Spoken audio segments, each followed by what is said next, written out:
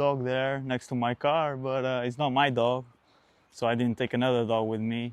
And I'm here at the museum. It's a museo of the old computers, I hope it is. Buenos días. I'm here, estoy aquí para ir al museo. Muy bien. ¿Puedo ver? Sí, ahora mismo te abro. Quiero ver todos los ordenadores antiguos, ¿sí? Vale. Que tiene ahí, ¿sí? Es aquí, sí, el museo de los ordenadores. ¿Qué es esto? What is this? ¿Dónde están los ordenadores? No tengo ordenadores. Tengo ordenadores. Ah, yo pensaba que este era el museo de tecnología.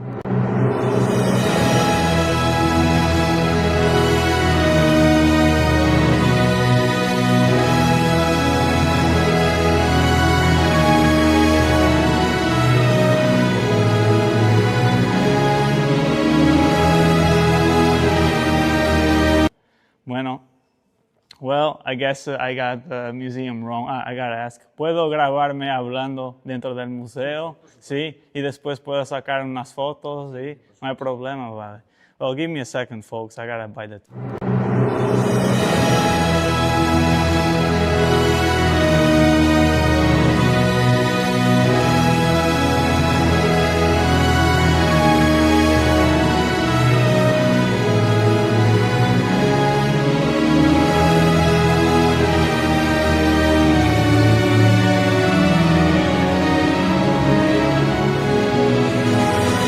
Well, I got my ticket here.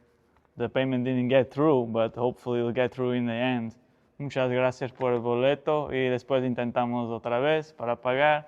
So, okay, I thought there will be some computers around here, but hey, at least I got my old camera here to take a few photos with me.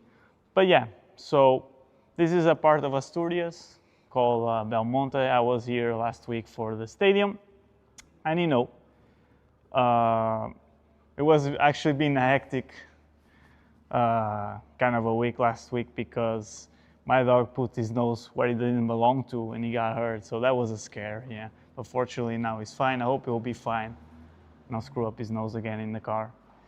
But you know, it reminds me of people also put their nose where they don't belong to, you know, regarding my personal life. But anyway, we are here now and it's called Las Algas de Silviella, something like that. So it's a museum. I guess it's dedicated to classic automobiles. It is not what I expected. But actually, now that I'm looking at this here, I'm walking through it, I realize this is actually now a great place to film this today, yeah, the cyber news. And why is that, you are asking, yeah? So every car actually is built from hundreds or thousands of components that they work together. And the modern cybercrime is the same way. So today's attackers, they don't work alone, they build ecosystems. For example, one group, oh, they actually have prehistoric stuff here, huh? Yeah, so one group develops malware, another is renting infrastructure, some are stealing access or credentials, yeah. Others are laundering, yeah, the profits. So basically cybercrime, as we talked about in the past few weeks, is an industry, yeah. And the stories that I want to talk about today, that you'll see in the description there, cover all of this, yeah, this evolution. So first, I will talk about the Microsoft's operation with Europol. We also mentioned Europol a few weeks ago, yeah. And this was against some threat actors called StealC, I think that's the name, and Amadey, yeah. So this is, I think, the biggest cybersecurity story of the week.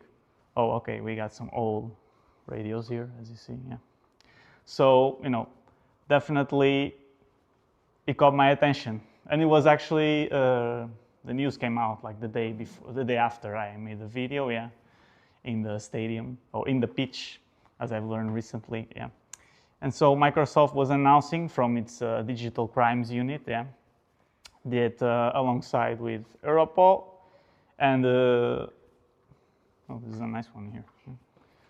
So alongside, Europol and other partners, I'm forgetting now the names, but basically they disrupted supporting infrastructure, yeah, of two of the most well-known threat actors or malware families, which is the Amadey and the StealC, as I said. Now, if you follow along the news and even my news, yeah, you also remember about the law enforcement, taking down malware. We talked about the seizure of servers, not the kind of seizure, basically they are confiscating the servers and the domains. So for example, when you used to go to the pirating website, you would see the notice, of the domain being confiscated, But this operation is different. It's a different thing. So actually, it's not really about the malware. It's about the business. Some nice tractors here. It's about the business, that is behind the malware. Actually, if you take a look at this tractor here, if I could pop up the hood, if you could look under it, you would see that it's not only just one machine. Well, actually, the tractor might be just one machine. But if you look at the modern car, you will see dozens of systems working together, So for example, like my car, that is outside. So, for example, the fueling system or the livery, whatever you want to call it, the cooling, the ignition, the transmission, most importantly, the electrical wiring, So if you remove one thing, kaput, the whole car stops working. So this is basically how modern cybercrime has evolved, It's exactly the same way. So probably like 20 years ago, I think we can go here. 20 years ago, one hacker usually would do everything, So write the malware or get the tools to write the malware, see the tools, these old tools here, and basically, acting the victim, stealing whatever it was back then. Not really money, maybe, but information, maybe, or accounts. And nowadays, it's not really like that. It's more specialized, So we got a group of people developing the malware, and then another doing the command and control servers, and then others are selling the stolen credentials. So essentially, you got several parts. Can we be here? Oh my God. And by the way, if we get those hackers, this is what we do to them. We cut off their head, off with their head, So it's actually a very nice museum. I will pay more attention when I'm finished here with the Cyber News Show. But basically, everyone specializes, everyone gets paid. It's an underground economy, essentially, And instead of chasing, each individual criminal, Microsoft, then decided to attack the whole, let's say, infrastructure, Maybe they can use some of these tools right here. Let's see here. Take off some of those dirty old rotten teeth from the hackers. But no, I'm actually now going to be serious because I do want to understand this attack chain, from this operation that was on the news. Oh, they got some old stuff in the kitchen. So, to understand this operation, we need to understand how a modern attack works, So most people imagine like a hacker sending ransomware directly to a victim, and actually it's more modular than that, So if I want to compromise a company, for example, let's say Grand Parade, the first thing I need isn't ransomware, it's access, It's pretty easy. Actually, in Euronext, I remember the first job I had, the guy just put the firewall rule there. This Mark Chapman was his name, And he just accessed it directly from his home, the whole infrastructure of a fintech trading system, or infrastructure, I forget now the terms for the fintech, it's been a while, but so they get foothold in the network, and that's what the hackers do as well, So this is where this malware Amadey comes in. So Amadey has existed for some time, not sure when, and unlike all this ransomware we talk about, Amadey is not really interested in passwords, they're interested in the cryptocurrency. That was the most interesting thing. Oh, they even have school stuff here, see? Dolls and everything. But the job is much simpler, So basically they get into the victim's computer and they prepare whatever comes next, And that's why it's also named or called a loader, So Amadey is like this doesn't look like a delivery truck, but think of it like a delivery truck, So basically the delivery truck does not really care what's inside the package, The only responsibility is make sure it arrives. No, they got even stuff from like making coffee, maybe? Or making the soda. Interesting, Cool. So basically, once Amadey infects the computer, it's contacting the C2 or the command and control server, and is waiting for instructions, yeah? So the operator then will decide which malware should be delivered, and this is definitely the flexibility, yeah? So it is one of the biggest strengths. So today I might, for example, download the ransomware, and tomorrow I might install the rat, yeah, not the, the animal. We're not in such a dirty place. The remote access Trojan, yeah? Or for example, just deploy cryptocurrency mining software another day, yeah? So in many campaigns investigated by Microsoft, what was seen is that it downloads the StealC, yeah? So if the Amadey is the delivery truck, now this looks like a delivery truck here, see? Yeah, for all the sodas. The StealC is the burglar, so the StealC basically has one clear objective. It is to collect the valuable information from the victim, yeah? So it collects far more than most people realize, actually. So we hear usually the term, yeah, password stealer, and we tend to imagine, you know, usernames and passwords, and the StealC certainly steals those, but not only actually, because according to the analysis, it can steal many things, you know, like session cookies or even cryptocurrency wallets, as we were talking about cryptocurrency, or the desktop wallet applications, or even embedded or as a add-on. Usually comes from the get-go on the browsers. Even Discord sessions, yeah, I saw that was interesting, and many other things. So it had like a whole list of things, yeah. Oh, they have farming too here. So yeah, it's an enormous amount of information, yeah. And why actually cookies matter more than the passwords, as I saw. It was a detail that brought me more attention to it.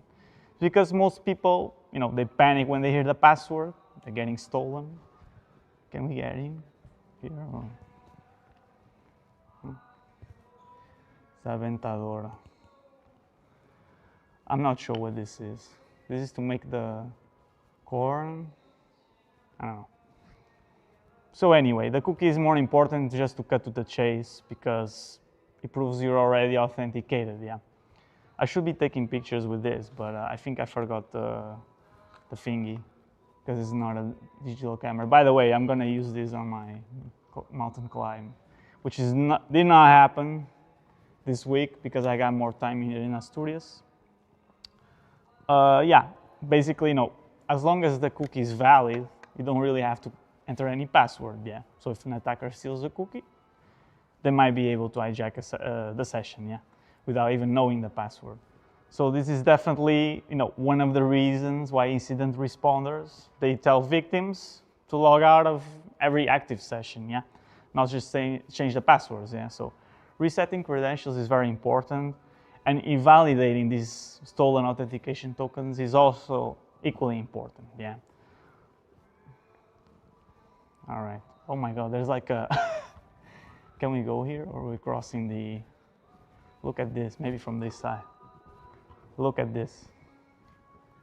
This is, how do you call this in English? Like from the graveyard, carrying the, oh my God. I got some ideas now. Okay, some ideas for my new car. Anyway. It will still be a pickup truck one of these days, yeah. But basically, yeah, the whole thing, yeah, the whole aspect of this StealC is definitely illustrating, you know, how cybercrime, yeah, has become a business, yeah, a very professional business, yeah. So, you know, people who are writing this StealC, you know, they are developing the malware and then maintaining everything, yeah. This is like a software team, yeah, inside a company, right? So it's essentially software as a service, yeah, the whole thing, yeah. So except that the customers are in businesses, they're the criminals, yeah. So, you know, they're providing all of this, and the cyber criminals can just rent this, you know, access to this sophisticated malware, let's say, without really needing to write a single line of code. Yeah, they just pay for the access, they download the builder, as I've seen in some, for example, Sebulka, or in other,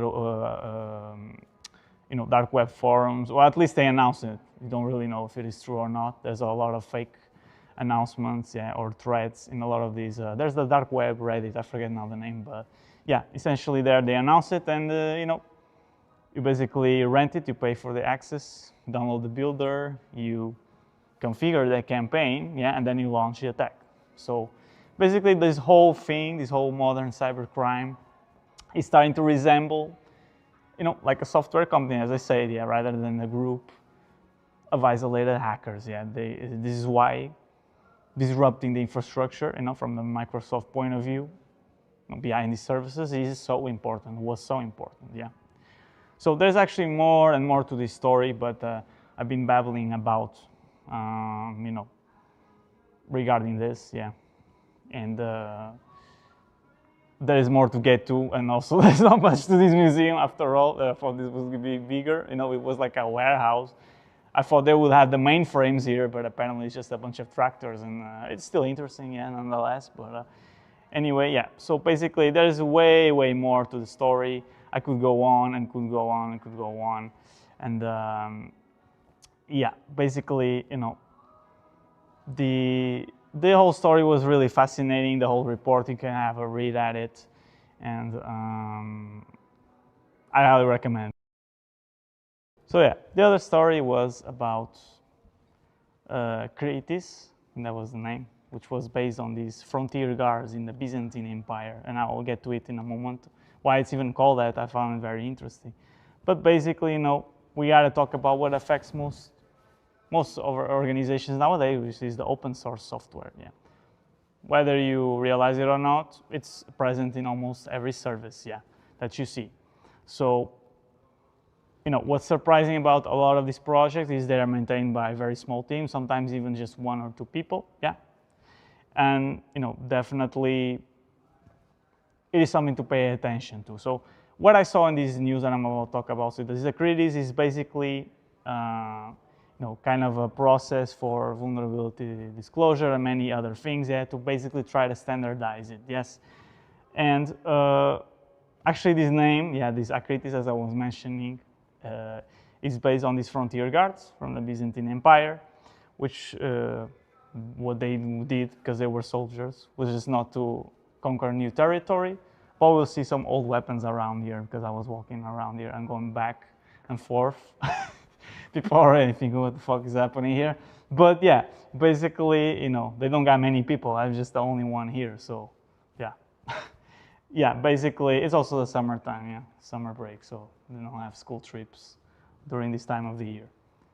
Anyway, I'm digressing. So basically, yeah, these Akrites is like frontier guards. They fought wars because they were soldiers, so they didn't just conquer new territory, but they were defending the frontier, yeah, detecting the threats earlier, coordinated response, yeah. So you can see already the metaphor here. So Akrites is not about eliminating every vulnerability, is to defend the frontier, this frontier, yeah. So between things like the vulnerability disclosure, the vulnerability discovery, and even the patch development for, you know, the companies that have this system. So the thing really is that the problem, as I discussed I think a few years ago or even last week, is that so finding vulnerabilities is not really the problem anymore, yeah. The problem is obviously the patching, yeah, and also the disclosure. So the things we were talking about in past few weeks, yeah. The thing is that the vulnerability discovery is definitely accelerating, yeah. So there's researchers that are, for example, testing all this software, and sometimes for the bug bounty purpose, yeah, they have better tools, yeah. And these automated scanners, you know, they have enormous, you know, like a vulnerability database, yeah, to try out the vulnerability signature, yeah, on the scanning. And then you have AI, as we were mentioning, yeah, to help with this. So until you're the maintainer, you know, so if you are the maintainer of all of these reports that you receive every week, yeah. So imagine they are the maintainer, yeah. Imagine you maintain a small open source library, as we were talking about before, yeah. Your project is being used by many entities, even important, you know, government, you know, public service, cloud providers, etc. Then you are receiving reports one day from many people at Microsoft, Google, AWS, even independent, yeah. So basically, these researchers, yeah, they are sending a proof of concept, yeah. So the other companies having researchers themselves, yeah. So they are sending the POC, and you know, these scanners that they have as well, they're generating these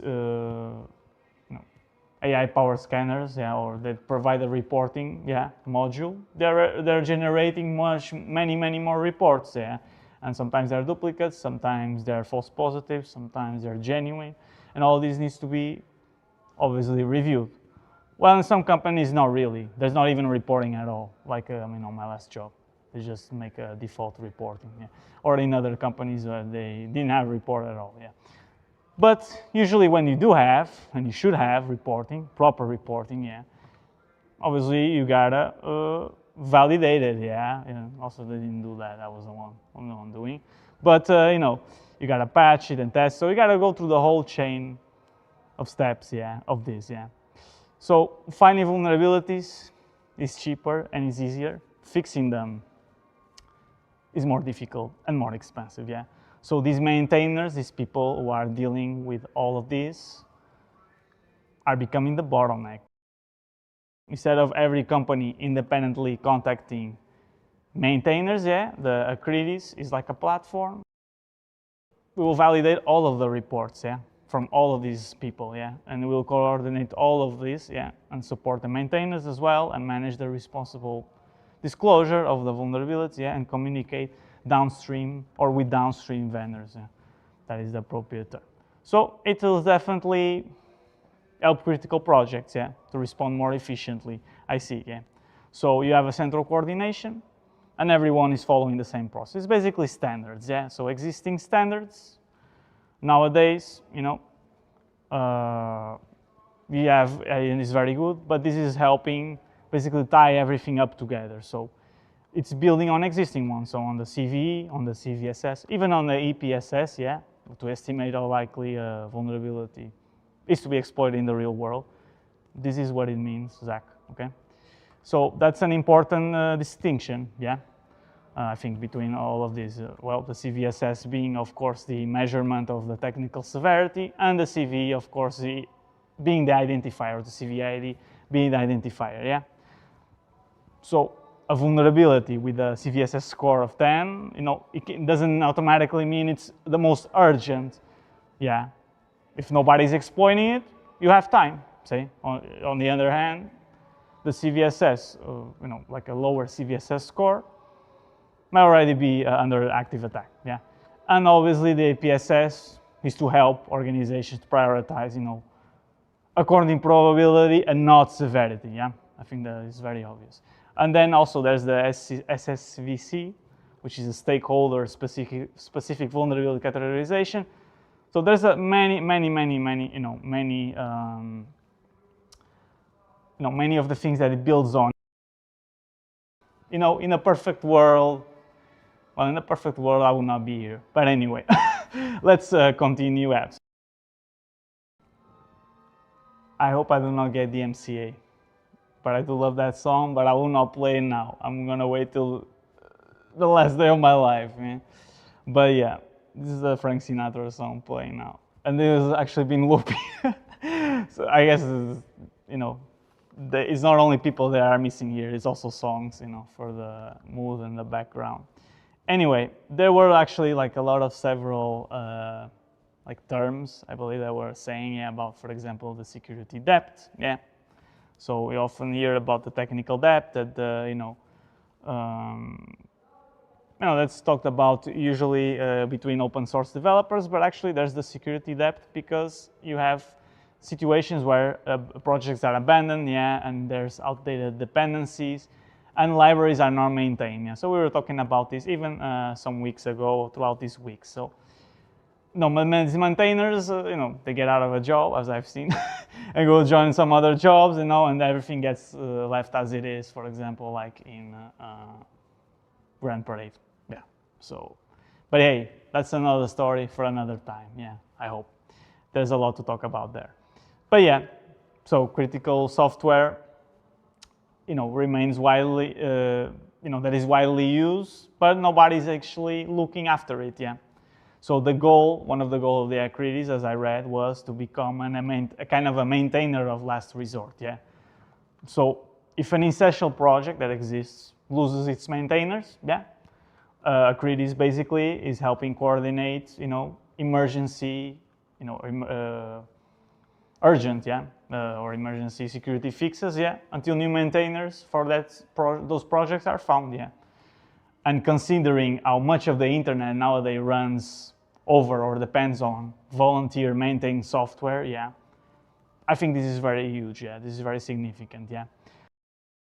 I don't want to run too long because even though there's nobody here, I'm the only one here, and I'm actually very hungry.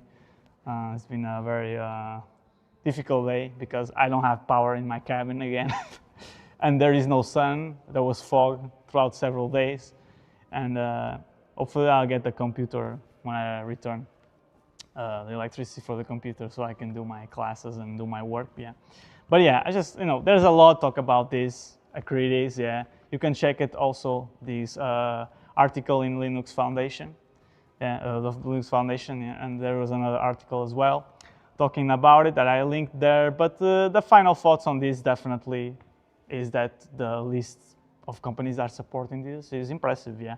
But in the end, once again, the success on just depends whether the maintainers are actually getting meaningful support from this, yeah, whether the vulnerabilities will be from this triage faster or the patches will reach these users of the software sooner, yeah, and whether these organizations, depending on the open source software, will actually become more secure as a result of this, yeah.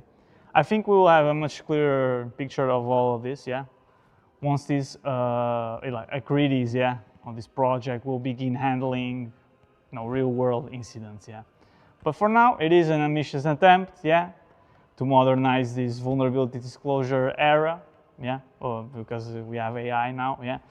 But that it will remain to be seen. It will remain to be seen. I think that's how it goes. Yeah. Now, the first story. Oh my God, we were talking about Grand Parade. There was something that brought me to the past. It was like a flashback. So I saw there was a report from Infoblox. They made a very good report. I gotta give them to that. But they have a really shitty product for vulnerability management. Or maybe it was just that Scottish guy, fat guy from Leeds, with his greasy hands from eating too many meat pies, that maybe, slipped his finger on the keyboard and configured the tool incorrectly. But hey, who knows, man, yeah? After all, what could I do? I was hired for a ghost job, yeah? I guess I took the wrong gamble choosing Grand Parade, I wanted to work somewhere that was right next to where I lived, and then, I went to Leeds to eat my own meat pie, and then when I come back, I gotta stay at home, or forced to be at home, because somebody in China decided to eat a bat, and now we got a virus spread all over the world. But anyway, I digress. That's another story for another time, yeah? Because when I first saw this Infoblox report, I was seeing the title. It said San Pedro, so from San Pedro to Salinas, or Salinas. I don't know if that's Spanish or not. But I was actually wondering if this was regarding the 310 to Yuma, or from Russia with Love, something regarding that. Doesn't matter. I just found it funny because I was also talking about this article from the first news show, and it was about the attack of Killer Tomatoes. I was thinking, we got more movie aficionados in the security industry. Maybe not. Maybe they just like to talk about IT and do their crappy activities like rock climbing, or maybe watch Netflix at home, some crap TV show or crap TV sitcom. But anyway, I digress. Instead of actually watching real movies. But anyway, I digress. So this Infoblox report, yeah, it was very interesting, for a lack of a better word. It involved one obviously in San Pedro in Argentina, and one in Salinas. Maybe it was in US, I'm forgetting now, but they were separated, and they're from far away. They're from each other, yeah. So there are different victims, and there are different different companies, yeah. So if I'm not mistaken, I don't remember the companies now, but different domains and different branding. So even though this is the situation. Investigators discovered that they were connected to each other because of the same technical foundation on the infrastructure, yeah? So what was it? It was the Uni-App, yeah? So the Uni-App basically is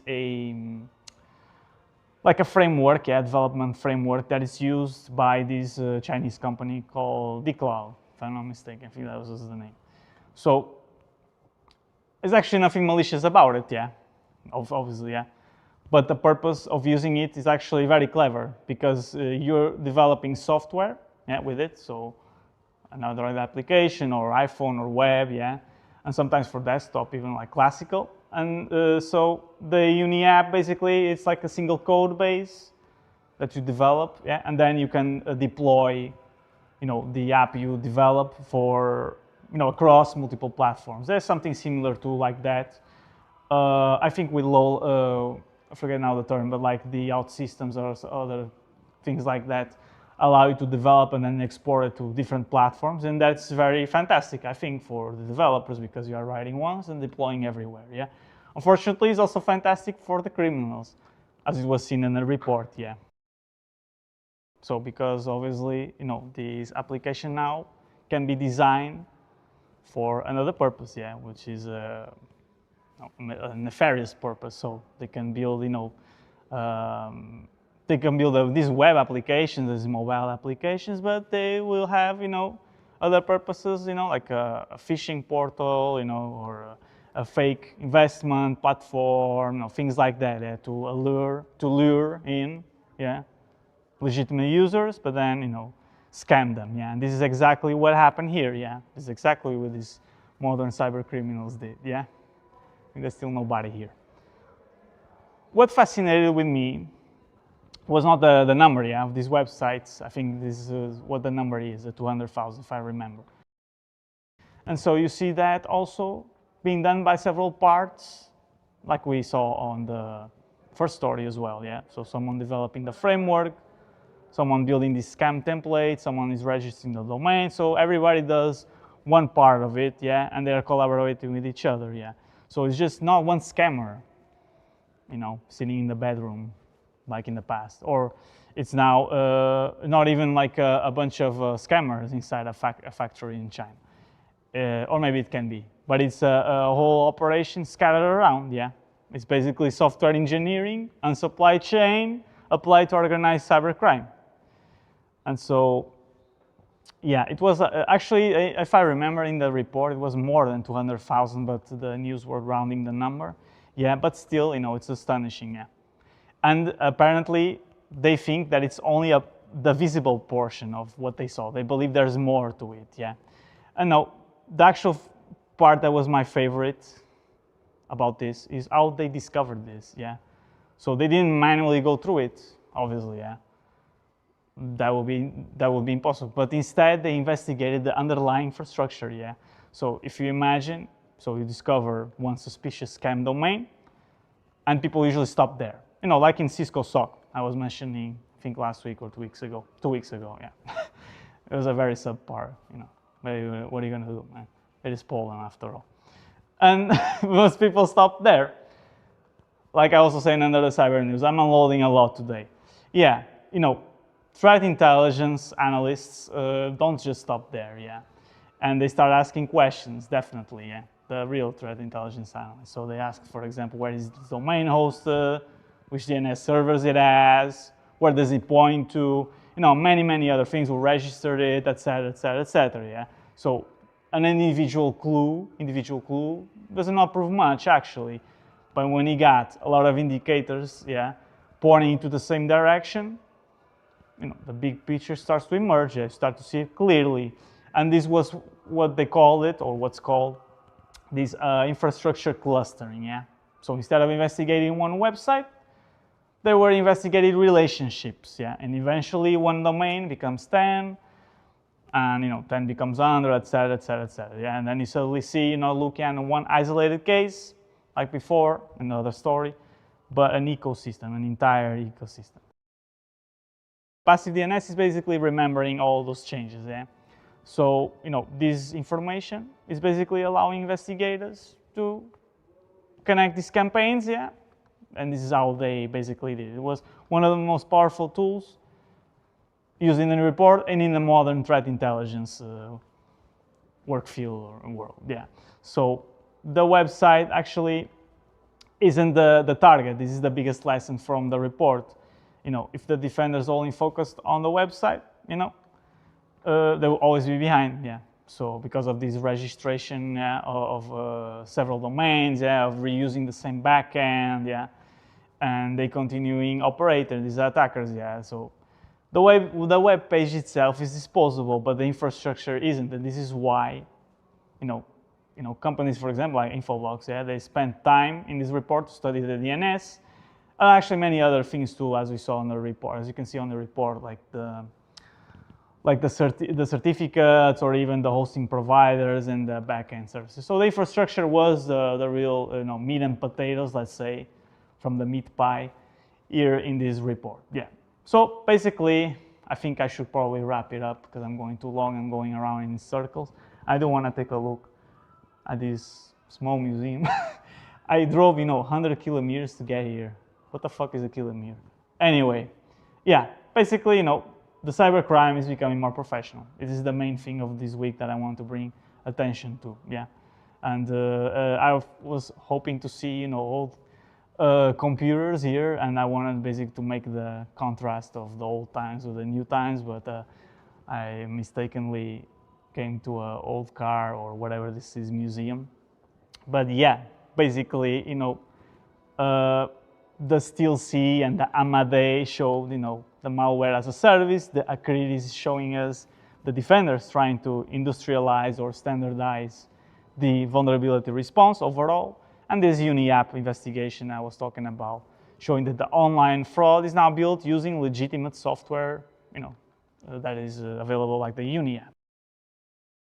Definitely this whole thing is about, how modern software engineering has been adopted, yeah, by the cybercrime, yeah, and by these hackers and these threat actors, yeah. And definitely the increasing large number of sophisticated operations, but also the increasing attention to it, yeah, and action to stop it and prevent it, yeah, or maybe to stop and prevent, I would say, yeah. So yeah, this is the trend to pay attention to. I'm tired of walking around carrying a stick with the phone. I look like those douchebags that I used to see back in Krakow, visiting the city in the main plaza or the Stare Miasto main square. So yeah, I will be signing off, I think. I think this thing doesn't work. I can try it now. Like this. Yeah, I don't know. I need to figure it out because I'm gonna have to use this in 2 weeks. So yeah, I think also my dog is in the car, probably melting, and I hope he didn't fuck up his nose again, because I don't want to go to the vet shelf. How do you say it? Like, give another 25 or something for this fake ass consultation that I already know what I gotta get because I use ChatGPT. But anyway, I'll be then signing off, trying to pay for this ticket that I have here, yeah, and hopefully now, with calm and time, check out this museum. So that will be all for now.